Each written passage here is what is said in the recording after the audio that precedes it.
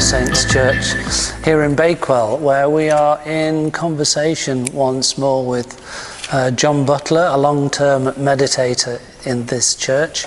And we've shared a number of these videos, which is done in a church setting. It's a very lovely ancient church, obviously with a long Christian tradition, and we've had some really interesting, helpful comments on previous videos. The bell's just going off there, and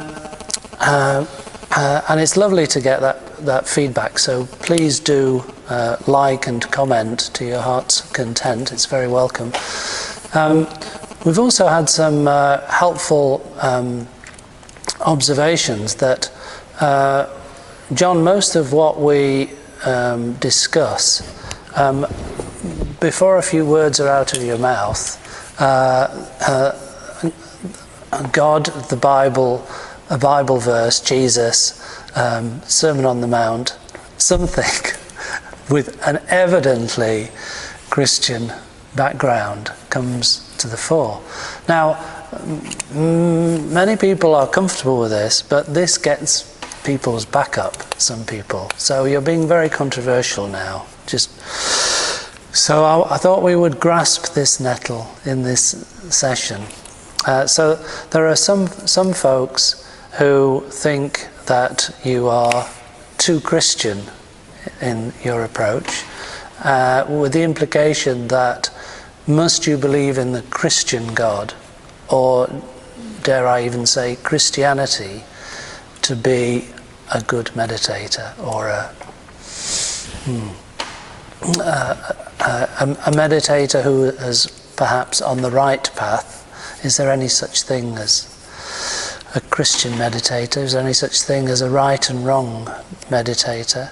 And on the other hand, some folks might consider that you are not Christian enough because you've got some pretty some might say eccentric ideas. Some people might say you hit the nail on the head. So in this discussion, I would like to unpick this a bit in as a non-Christian jargon way as we can. So I thought, as soon as you start to use, I brought my Athenian bell with me, which I got from an antique shop on the Plaka below the Acropolis. And every time you use a verse of scripture or refer to Jesus or anything Christian, I'm going to dong you out. So you have to watch very carefully what you say. One of the comments to start off with is, can you attain peace without your Christian God?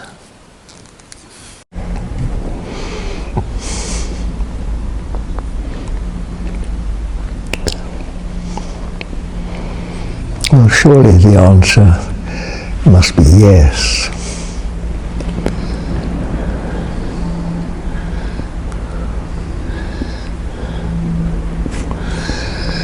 You know, this is such a controversial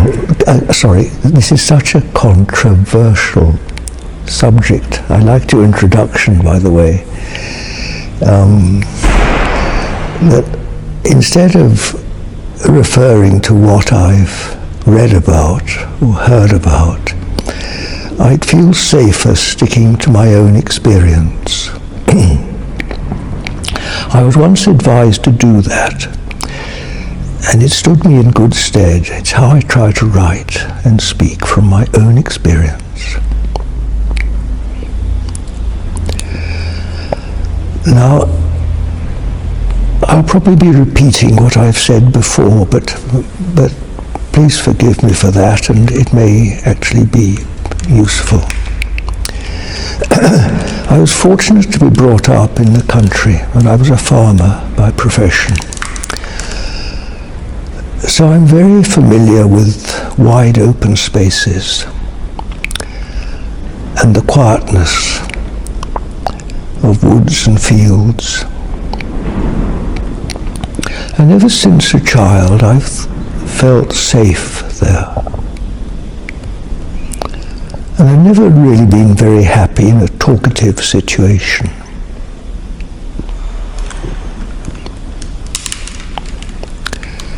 Peace.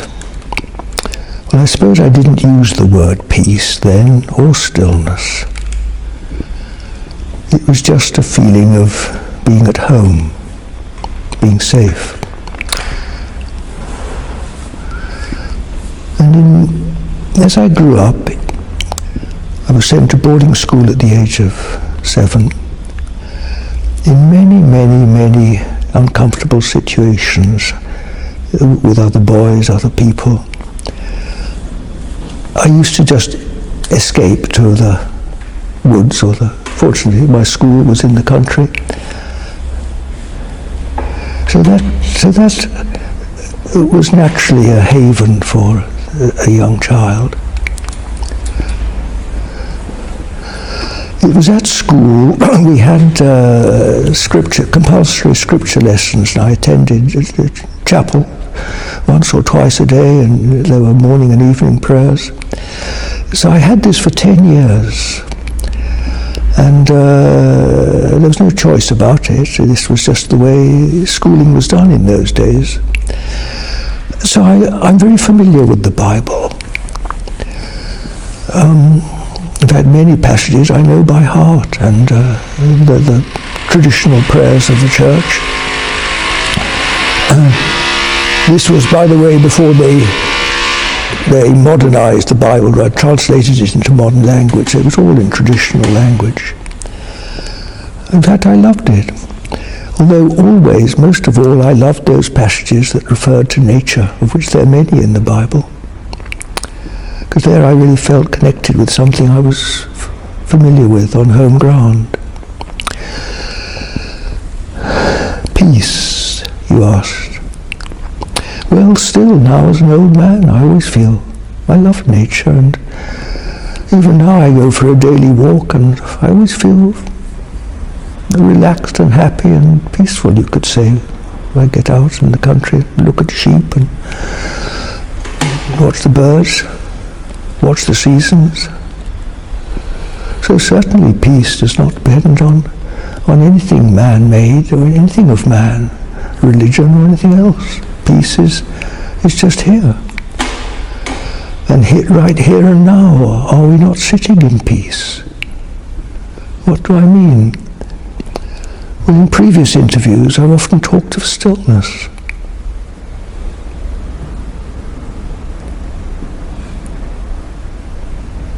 Now, stillness is almost my first reality, you could say. Of course, my awareness of stillness has developed through many years of meditation. But to me now, it seems natural to hear my voice, for example, speaking in stillness. To see Phil sitting opposite me in stillness. Someone's working with a drill in the church, but actually the sound is not disturbed because it doesn't disturb the stillness. Now, stillness is the word commensurate. It emerges into, it's identical with space, isn't it? The space of the church, the space outside the church that fills this valley, that stretches over the hills and far away. It has no end. Now, this stillness, space, or peace, they're all the same thing, aren't they? Peace, the peace. Sorry, I was just about to quote the peace of God that passes all understanding, but that's one of my forbidden territories, isn't it? But peace, am I allowed to use the word spirit? Yes, well, peace, and where does spirit begin and peace end? It's indescribable, isn't it? you can't analyse it, you can't divide it. It's just total being, to use a modern word. Pure consciousness, pure being. So, I've explained it, haven't I? And I haven't mentioned Christianity yet. Well done, John. You walked the tightrope and you had a wobble towards the end, but you did. So this peace, this tranquility, this spaciousness, this spirit, is not an explicitly Christian thing. Well, no, of course it isn't, because you can't give a name to it, can you? I mean, I've already offered you half a dozen names for it, and they all, in a way, say the same thing, don't they? And how do you describe it? How can you describe it? It's indescribable, isn't it? It's beyond description. Now, it's we people that find it so difficult to go through life without putting labels on things. You know, one of the things that's always amused me is I'm very familiar with birds and grasses and things. You know, I know them all. I've grown up my whole life with these things. And I've never really seen much reason to give names to them. What does it matter if a little brown angel flitting from one bush to another is a this or that? It's we men that always have to put labels on things and names on things, which, well, I know some people like doing this. It somehow grounds it for them. But in a way, I prefer not to have names for things and just rejoice in their freedom and beauty, in their purity. I suppose this is really my approach to religion. I just don't feel the need to attach labels to things. Where does this need to label things come from? Well, where does it come from? Well, once I start trying to explain man, I soon get in a muddle. Because if you come back to stillness, and always I come back like elastic to this stillness, because it's uncontroversial, it's safe, and really you know where you are. There's no argument, no question about it. Now, any question about why do people do this or that, my goodness me, you soon get into, well, to be honest, I don't know, do I? Of course I don't know. Who does know? People spend lifetimes studying this and still don't know. Because the whole story of man's condition is that he has separated himself from this primal foundation of existence, which is one and undivided. And here again, I won't use the word, but you could call it God. And has, by separating himself, entered into a world of duality. And duality divides itself and divides itself and divides itself into names and ideas and thoughts and questions innumerable, which you can explore forever and get nowhere.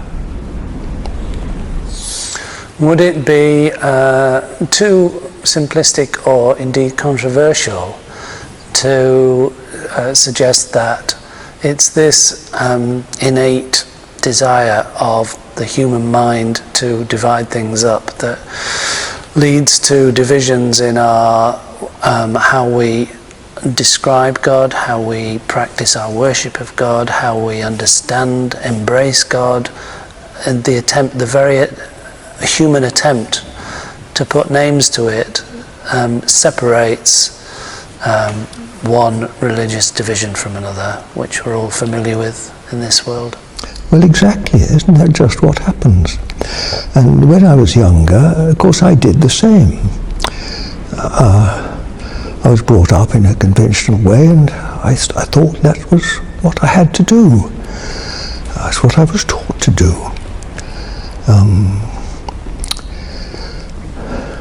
And I suppose it's only, well, I suppose primarily I have meditation to thank for gradually teaching me to let go of all this discursive, divisive thought, mentality, and discover that which is beyond it, which I refer to with this word stillness. Listen to the clock now striking. Can't you hear how that clock is striking in stillness? There is passing time and there is eternal time. That which changes and doesn't change. That which is divided into minutes, hours, days, years, birth and death, and that which is eternal. Is it possible as a non-churched meditator to stumble across or to discover for themselves without these biblical concepts, this stillness? Some years ago I went to Iona, which is a centre of what you could call Celtic Christianity, a very early form of Christianity that was practiced very much along the, or lingered on along the west coast of England. Iona is up in the Hebrides.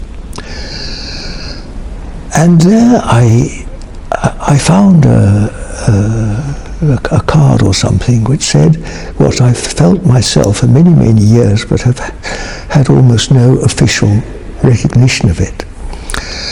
That God wrote 2 books. A great big book called Nature and a little one called the Bible.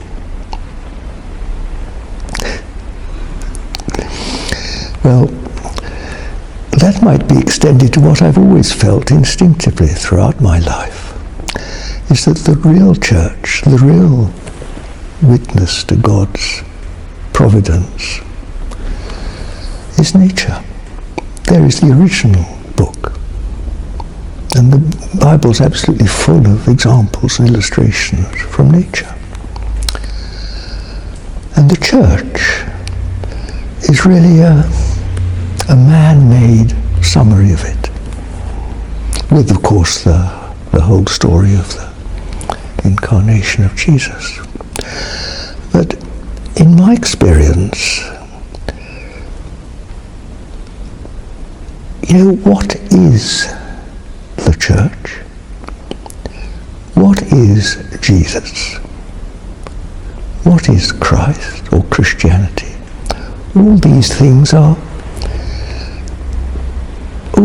bear infinite expansion.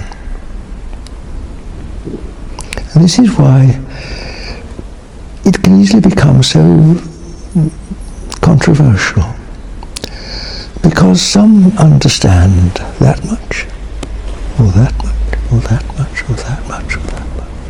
And actually, like all worthwhile philosophies or religions, it leads to the infinite. And what is the infinite? The infinite is beyond name and form. Now then, of course, back here, name and form is very important. But it's very much like climbing a mountain, isn't it? At the bottom of the mountain, it seems terribly important. You get to the top of the mountain, you suddenly you're in another dimension. And would you concur with that often quoted phrase, there are many paths up the mountain? Well, I think this is proved by experience, isn't it? Because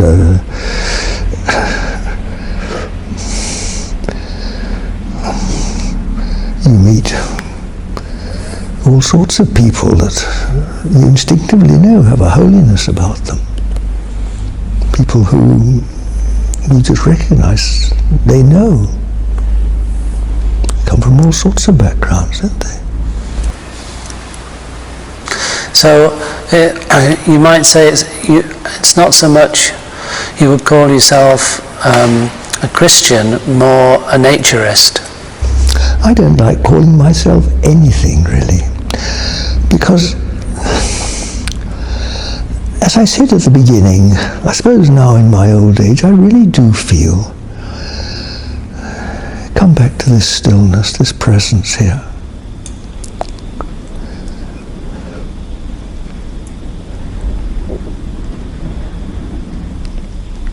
I can't emphasize enough how useful it is to just stop talking for a minute and listen. Or rather listen to the wind that's now shaking the church, the motor cars on the road, and hear this stillness. And then immediately there's a sense of completeness, isn't there? Of no argument, no question, of just completeness. I can't just remember what we were talking about. It's okay. But somehow all that, the explanations and things somehow seem to melt away, don't they? Oh, I know, you were asking me what I'm known as. Am I like to be called a Christian? Well, all right, come back to that completeness. Well, if I say I'm not a Christian, if I say I am a Christian, then that implies I'm not something else, doesn't it? Well, that's not complete, is it? Do you know, a few days ago, here in Bakewell, there's a group of awfully nice fundamental Christians that stand in the marketplace and distribute literature. Now, I'm very fond of them. I often have a word with them. They know me well. Of course, I know what their literature is. The other day, I offered them something that I'd written also. And they very nicely said, we don't accept other people's writing because we think we know. God bless them. I feel safer saying I don't know. I don't know anything. You haven't considered handing out pieces of blank literature? That might be a good idea. But I do like to just sit there in the marketplace with my books and just be silent and still. It's very, very instructive. What is it about other people's stridency that can be so offensive? When I go back and tell you a bit of history, I told you I'd had 10 years of Christian education. And then, like so many, I left school, I went out into the big wide world, I started thinking about life, and I rather moved away from the church. When I was 26, I learned to meditate. And I was so thrilled of how immediately it brought a practical experience of stillness into my awareness. And I was so thrilled because I thought this is exactly the missing dimension of Christianity that I hadn't been taught before. I'd been taught all these words and the rituals of the church, but I'd never been taught this recognition of this. Of course, my experience of stillness was rudimentary then, but it was sufficient for me to grasp. But this is, wow, this is spirit. This is just what they're talking about. And of course, I went straight off to the local bishop and I said, this is just what's needed. And at that time, I wanted to be a priest. In fact, on 2 or 3 occasions, he listened politely and said sort of and ah. And I remember when he said goodbye, he repeated to me just the ritual words of a church blessing. And my heart sank. I thought, he doesn't know what I'm talking about. And on a couple of occasions later on, I also investigated the possibility of becoming a priest. And I was finally told, guess what? I'm not sufficiently Christian. Now that upset me greatly at the time. But afterwards I realized it's probably quite a blessing in disguise. Not sufficiently Christian. And actually time and time again, I can't tell you how many times throughout my life, I felt this, not that I've rejected the church, but the church has rejected me. No, I'm not quite an outcast, but I'm sort of not quite one of the boys, as it were. You know, I'm a bit odd. I practice this meditation. Now, meditation is a bit more accepted by some churches these days, a bit more, but it's still regarded with some suspicion by very many in the church. Meditation gives you, it's really, and somebody used the phrase the other day, experiential practice. It gives you the experience of spirit. Without names, without talking about it, without singing hymns asking for the spirit to come or all this sort of thing. Not a particular day in the year when there's an emphasis on spirit. The constant, every moment reality of dwelling in this invisible presence, spirit. Presence is another word that's widely used for it. Presence. And it's always in the present moment now. I could quote lots of verses from the Bible, which I won't do to substantiate this. But I'll just leave it to anybody listening to me now, just to stop talking if they can. Listen, look, and perhaps just watching this video, you might get a sense of this presence. Now, you don't need to call it any names. Just realize it.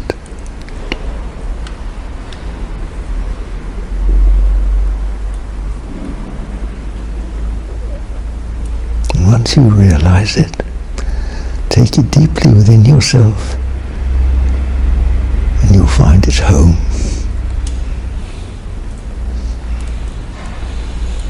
And the whole human problem is that we are absent from presence.